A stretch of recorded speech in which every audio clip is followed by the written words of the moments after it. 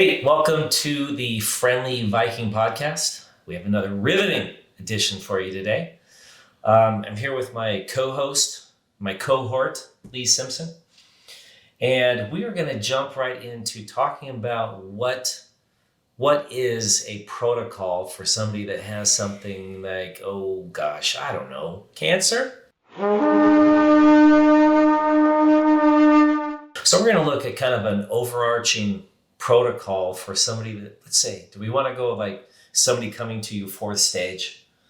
Like you're their last hope.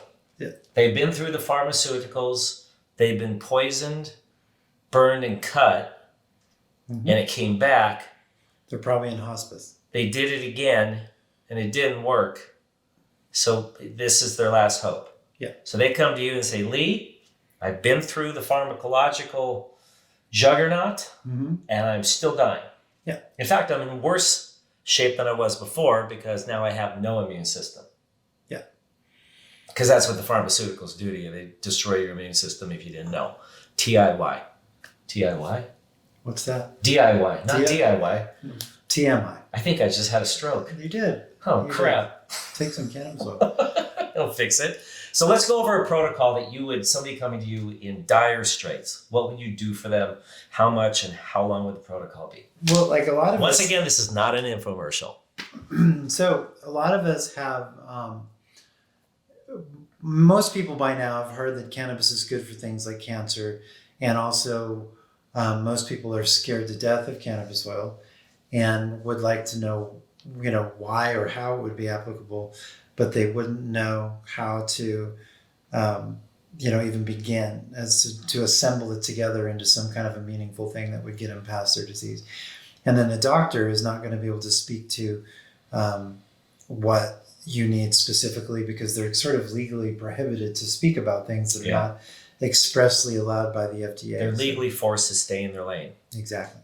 So what that does is it puts doesn't that create like a terrible pickle for somebody that might want to learn about something or know about something? And you put them in a situation where they kind of like walk into a dispensary looking for medical advice. And really all the dispensary is and sorry, dispensary owners, I mean no disrespect, but a dispensary is a liquor store, right? And so it's a liquor store that is manned by bud tenders, and those bud tenders are usually, younger people. They're very cool and hip, and they're not who my grandmother or my mother want to talk to about their intimate details about their breast cancer. Yeah, or exactly. Nor would they be medically qualified to do so, right? And so it really creates like this really yucky little dynamic where you're sending people that are really vulnerable into a market or into a situation that's it's not controlled, and there's a lot of opportunity to take advantage. And then so you see RSO or Rick Simpson oil everywhere online, and you see old women or people that are vulnerable walking into dispensaries and they're buying products that have they're looking for something with CBD in it, but you have no idea how much to take and what it's used for, right? It's a consistency issue. Other manufacturer and now the bud tenders don't know what that really is. Like, would you send your wife into? I would definitely not. Right? Or we all know somebody in cannabis in the game, quote unquote, and so most of us don't want to send someone we love to talk to our homie about something and pretend that it's medical. And so cannabis occupies this illicit, attractive, sexy, but illegal, dark part of our psyche as a country. And so we have a really hard time crossing the bridge into. It's a Rubicon. Yeah. Yeah. Exactly. Most definitely. To leave the world of pharmacology and a misplaced trust you have in it, and it is misplaced, but you don't know that because your experience doesn't typically lead you out of that camp. And this is about telling you that there's another camp, there's another way, there's another direction. There are more answers. And we'll get to a lot of other answers on other podcasts, but we really want just going to stay with this one for this. You're really one of two type of people. When you get to the stage where the doctor says, we've tried everything, we've done everything we know to practice and we can't help you anymore. You're either somebody that's going to listen to them and believe them and then die, or you're going to say, I refuse, I don't accept this. There's something inside of me that's compelling me further. I'm going to go research something for myself. I'm going to go look further, look more earnestly, take more responsibility for myself. We all, like myself, when I was, given the little piece of paper to not come back to the hospital because my seizures were incurable. Like when we all get to that point, like we have the personal decision to make. We're either going to give up or we're going to go on. And so King Harvest really is there for people who refuse to give up and want to go on, because, the pharmaceuticals and the doctor are not God, right? There's natural world, and everything that God created for us is a kingdom of goodness. And so, to pretend that Western medicine has that all mapped out and should be in charge of, to the point that they're in charge of us, that's ridiculous. And so in my case, it worked. The personal experience of making and taking cannabis oil, it got rid of the seizures, and it didn't do that in a willy-nilly way. And so, it was a combination of titrating me up and starting to understand cannabis oil. And so, taking cannabis oil in a pharmaceutical manner is really, methodical. Exactly. You know the exact milligram levels. Like you wouldn't just take a giant pill out of a bottle because your doctor's, that should be good. Well, it's based on my age and my weight and my condition. How many should I take? Take a few. And so you interacted a lot with our patients early on, right? I did. And so, didn't you find that most patients are different? From different one to the next, but also aren't they different in and of themselves each day or each week? You have to take people on that individual level. What is their journey, right? Where are they in their process of whatever it is, whether it's inflammatory issues or the big C, or it's an autoimmune, whatever, or just anxiety. They just want to sleep better. Yeah. Right. So we assemble these things into a format or scaffolding, a framework that works and that we can relate to, that is reminiscent of taking pharmaceuticals, like the take two and call me in the morning. So it's a known amount over a certain timeline. Exactly. So to get you to a certain point. If you want to get past your inflammation, which means if you want to get past your seizures, or if you want to get past your cancer, if you want to get past your ALS, Epstein-Barr, whatever it is. Chronic fatigue, lupus, you name it. Rheumatoid arthritis, like colon cancer. They're inflammatory issues if you didn't know. Crohn's, everything that goes wrong in the human body is an inflammatory issue, believe it or not. Unless it's congenital, right?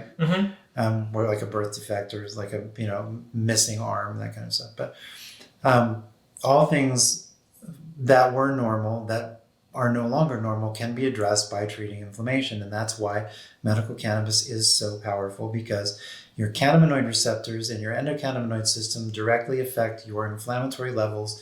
And so if you can control that, you can reverse that process, and you can reverse the process of the disease encroachment itself. You can get rid of something. You can't say certain words, but you can, in Western medicine, what a FECO protocol does at the end of 90 to 120 days is we're looking for the doctors to say no evidence of original diagnosis or disease. That is what the FDA allows us to say, right? That is the term for it. You're not allowed to say the C word. Don't say it. Don't you say it. Don't say the H word either. But we can say, that these things are of profound benefit to people in these situations. And so why don't we look at this, instead of looking at this as like a product that I'm going to go buy, like a beer in a 7-Eleven, right? Or something to go into CVS and get rid of my wart, like a one-time thing. What this is it's an assemblage of products that are taken orally, topically, and rectally over the course of 90 to 120, sometimes 180 days. And if you take the medicine exactly as you're told to, as directed, then there is a really, really strong chance, even if you're stage 4 in hospice, at whatever disease you're dealing with, because there's hospice applies to everything, nowadays. Like chemo applies to everything nowadays. Like, geez. So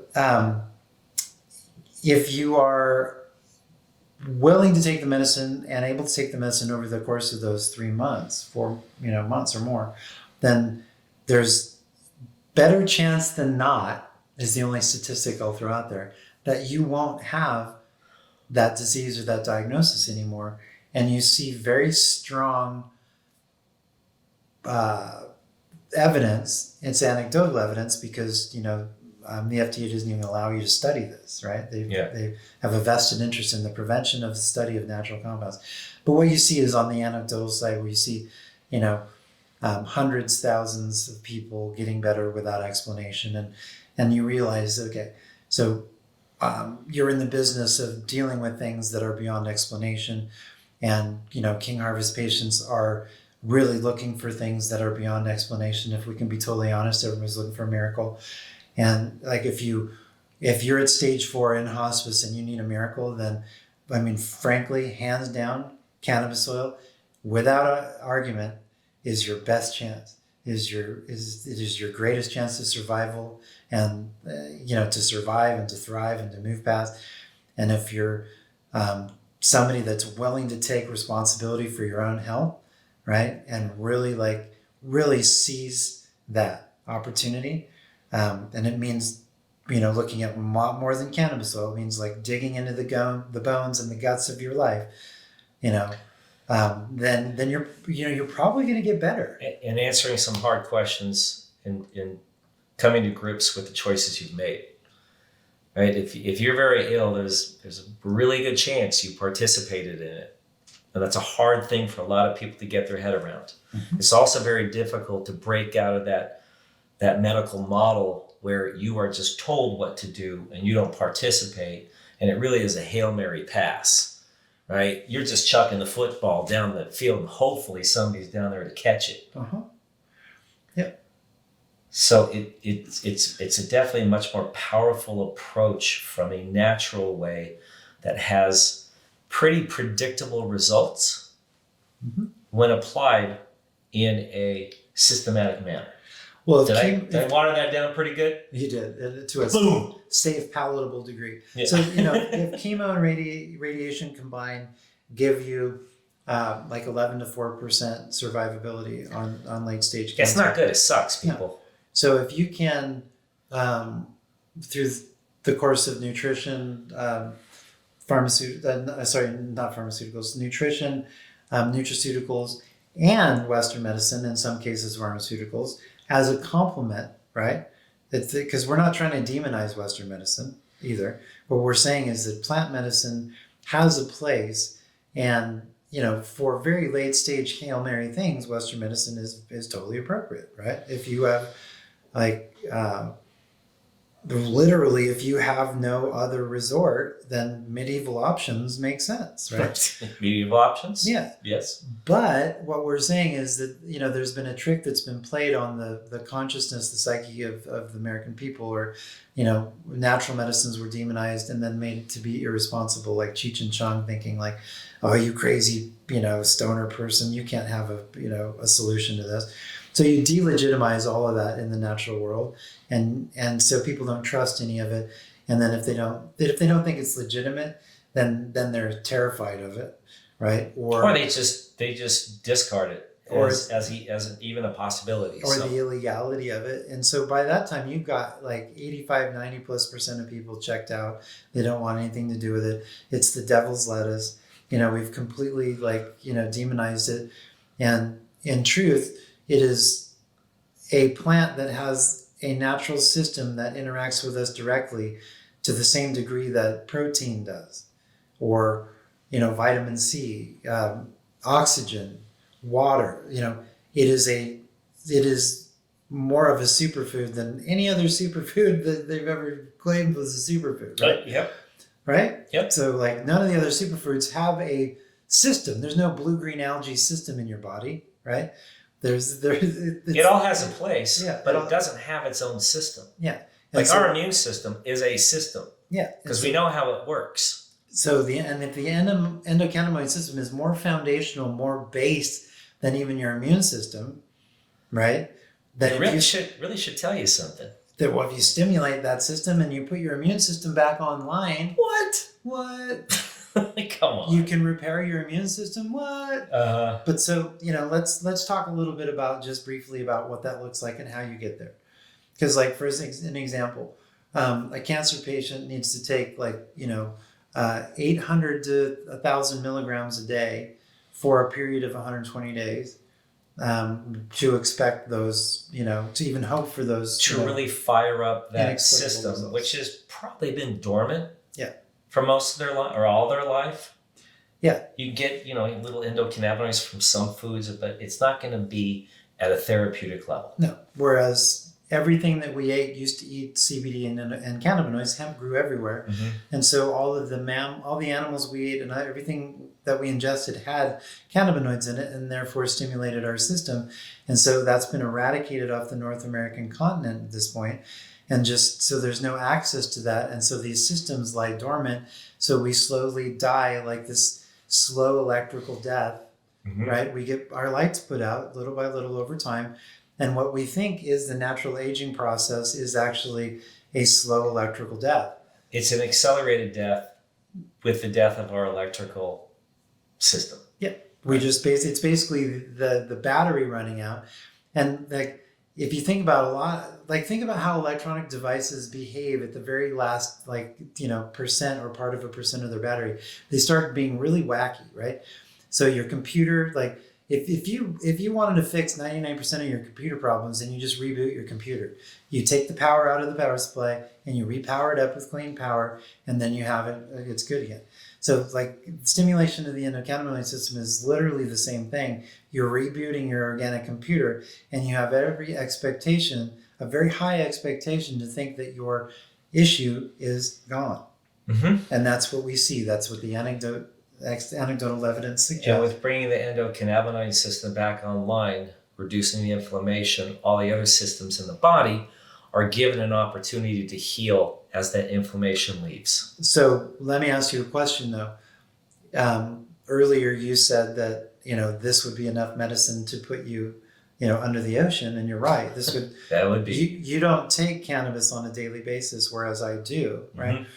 And so this would put you to sleep for 3 days, and so there's no possible way for you to function